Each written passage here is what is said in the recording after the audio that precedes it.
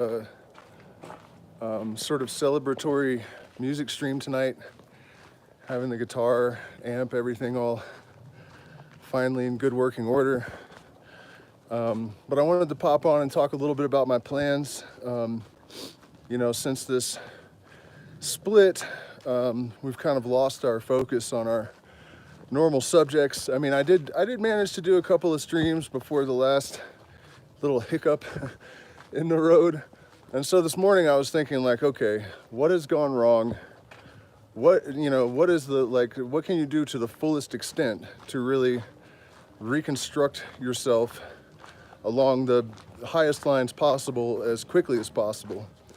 And it occurred to me that over the years, probably partially out of ego, partially out of laziness, because you think like, well, I've achieved this level of, attainment, so I don't really need to do all this stuff all the time anymore. Nope. So I'm kind of going back in a way to probationer status in my mind, and lesser banishing ritual of the pentagram, invoking in the morning, banishing in the evening. I'm really looking at the best potential diet for a lot of different things that I have going on, and just for optimizing brain health and maximizing, muscle gain and all sorts of stuff. And, I'm not going to go into tremendous amount of detail about it all now. Just trying to give a sort of overview of the kind of videos and stuff that are going to be coming, because I'm going to document this whole process, and, it's going to constitute a lot of the content that I'm going to be making over the next couple of months. So kind of excited to sort of pick up the pieces and get moving forward again. I had a really interesting conversation with my ex-partner today, and I realized that all of these predictions and observations that I had made were frighteningly accurate, but that I have become so inconsistent, I guess, that obviously when I was in Cusco, that same power of analysis and predicative, thinking was not totally in effect. So my objective now is to try to reestablish this kind of, absolute consistency.